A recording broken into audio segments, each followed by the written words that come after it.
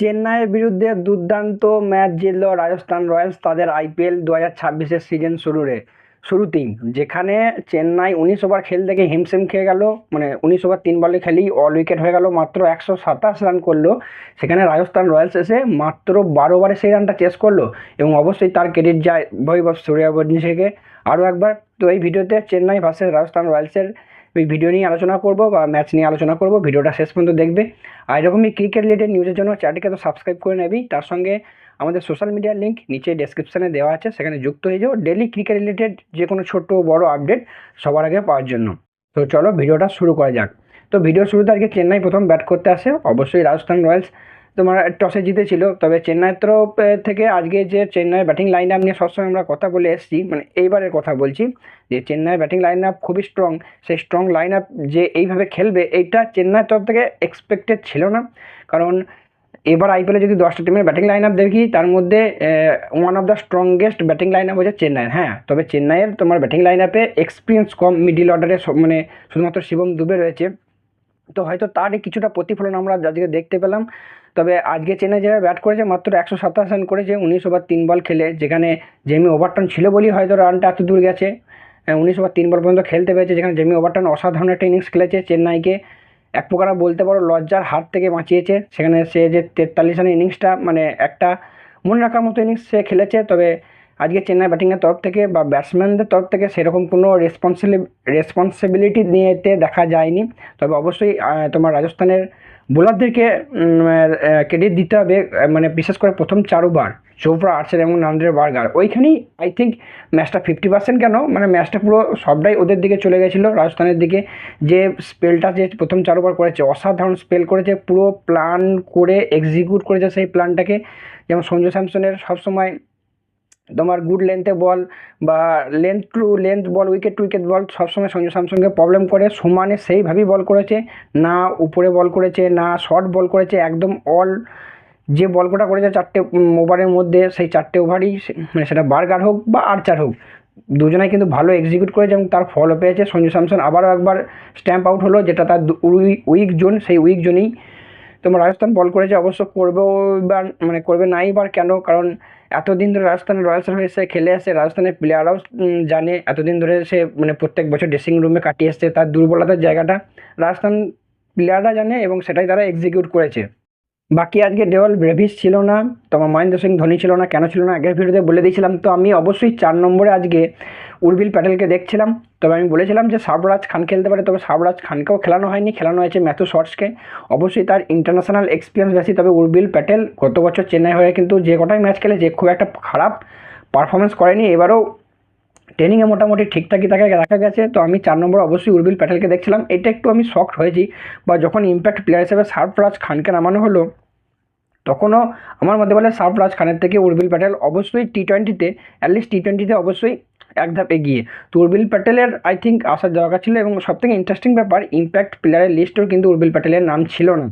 এটাও একটা ইন্টারেস্টিং ব্যাপার। তবে সারফরাজ খান যথেষ্ট চেষ্টা করেছে, নেমে একটা 6 একটা 4 মেরেছে। বা যদি তার শটগুলো দেখো তাহলে তোমরা বুঝতে পারবে না আমি কি বলতে চাইছি, আশা করি বুঝতে পারছো। বাকি চেন্নাইয়ের ব্যাটিং যতটা যে খারাপ দেখেছি, আমি আবারও একবার বলবো অতটা খারাপ ব্যাটিং লাইন আপ নয়। একটা আধটা ম্যাচ এরকম হতে পারে, প্লেয়ারদেরকে একটু দায়িত্ব নিতে হবে। তবে গোটা সিজনে চেন্নাইয়ের যে কীরকম কী ব্যাটিং করবে, কীরকম কী রান যাবে, সেটা অবশ্যই নির্ভর করবে ওপেনারের উপর, কারণ তারা যথেষ্ট এক্সপিরিয়েন্স। সঞ্জু স্যামসন এবং ঋতুরাজ গায়কোয়াড়, মিডল অর্ডারে শুধু একজনই এক্সপিরিয়েন্স প্লেয়ার রয়েছে, সেটা শিবম দুবে। যদিও আজকে সে তার যে সিনিয়রিটি সেটা কিন্তু দেখাতে পারেনি, প্রথম বলেই জাদেজাকে 6 মারে এবং তারপরে এসে কিন্তু আউট হয়ে যায়। তো সেই জায়গাটায় শিবম দুবের একটু রেসপন্সিবিলিটি নেওয়া দরকার ছিল, যেহেতু চেন্নাইয়ের মানে আজকে এরকম একটা সিচুয়েশনে ছিল, তাড়াতাড়ি উইকেট পড়ে গেছে। বাকি কার্তিক শর্মার দিকে অনেকেরই নজর ছিল। কার্তিক শর্মা আগে ডেবিউ হয়েছে, সে মোটামুটি চেষ্টা করেছে, খুব একটা খারাপ খেলেছে বলবো না, একটা 6 মেরেছে। যাই হোক, আরেকটা প্লেয়ারের ডেবিউ হওয়ার কথা ছিল, আশা রাখছিলাম যে প্রশান্ত ভিড়ের ডেবিউ হবে। মেবি হতে পারতো, বলিংয়ের সময় হতে পারতো যদি ইম্প্যাক্ট প্লেয়ার হিসেবে সারফরাজ খান না আসতো, কারণ 14 কোটি টাকা খরচা করেছে দুজনের পিছনে, অবশ্যই তাদেরকে খেলাবে বলেই খরচা করেছে বা তাদের প্রতি কিছু দেখেছে বলেই খরচা করেছে। যাই হোক, সেটা পরের ম্যাচে দেখা যাবে চেন্নাই কীরকম প্ল্যান এক্সিকিউট করে। আর বাকি রাজস্থান রয়্যালসের তরফ থেকে আজকে বোলারদের মধ্যে সত্যিই খুব ভালো পারফরমেন্স করেছে, ভালো বল করেছে। পিচে একটু ঘাস ছিল, তার তোমার ফায়দাটা কিন্তু রাজস্থান রয়্যালস বোলাররা নিয়েছে। সেখানে জোফরা আর্চার 2 উইকেট নিয়েছে, বার্গার 2 উইকেট নিয়েছে এবং রবীন্দ্র জাদেজা তার ফর্মার টিমের বিরুদ্ধে প্রথমেই এসেই প্রথম ওভারই দুটো গুরুত্বপূর্ণ উইকেট নিয়েছে, যেখানে শিবম দুবের একটা গুরুত্বপূর্ণ উইকেট ছিল।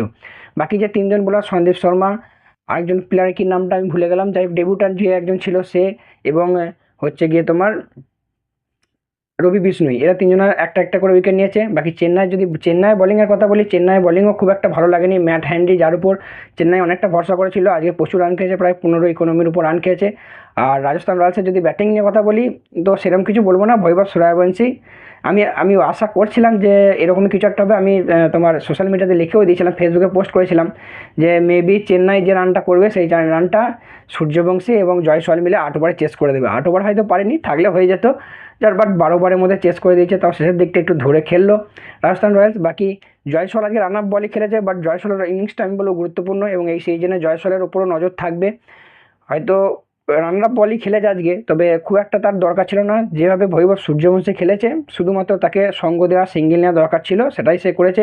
বাকি শেষে এসে রিয়ান পরাগ ক্যাপ্টেন্সি ইনিংস একটা ফিনিশ দিয়েছে। মাঝে ধ্রুব জুরেল চেষ্টা করেছিল মেরে খেলার, 9 বলে 18 রান সেও করেছে। আর ভৈভব সূর্যবংশীকে নিয়ে আলাদা করে কিছু বলার নেই, যদিও প্রথমেই তার একটা ক্যাচ মিস হয়েছে, কার্তিক শর্মা ক্যাচটা মিস করেছে। তবে আমি বলবো না যে এটা 100% ক্যাচ ছিল, 50-50 চান্স ছিল, কারণ ক্যাচটা পিছন দিয়ে ছুটে গিয়ে একটু শক্ত ক্যাচ ছিল। তার উপর আবার কার্তিক শর্মা আজকে আইপিএলের ইতিহাসে ডেবিউ ছিল, তো ধরতে পারেনি, 50-50 চান্স। চেন্নাই একটা ফিল্ডিংও মিস করেছে। বাকি ভৈভব সূর্যবংশী যে হারে খেলেছে, অবশ্যই এটা যে আজকেই তার ইনিংসের শেষ তার বলবো না, বা তার এরকম ফর্মের শেষ। ভবিষ্যতে আরও বড় শট তার কাছ থেকে দেখতে পেতে চলেছি, এটা তারই একটা ঝলক বা প্রমাণ সে দিয়ে গেল, বা ট্রেলার সে দিয়ে গেল। বাকি এবং সে যতক্ষণ থাকবে 10টা 15টা 20টা 25টা যটাই বল খেলুক, মেরে খেলবে, 250-300 স্ট্রাইক রেটের সাথে খেলবে, এরকমটাই আশা করছি। এবং তার সঙ্গে যখন জয়সওয়াল সঙ্গ দেবে, সেই কম্বিনেশনটা কিন্তু রাজস্থান রয়্যালসের জন্য খুবই ধ্বংসাত্মক এবং মারাত্মক হতে চলেছে, এবং এইবার আইপিএলের জন্য একটা মারাত্মক বা ধ্বংসাত্মক ওপেনিং পেয়ার হতে চলেছে। তো মোটামুটি এই ছিল আজকের ভিডিও।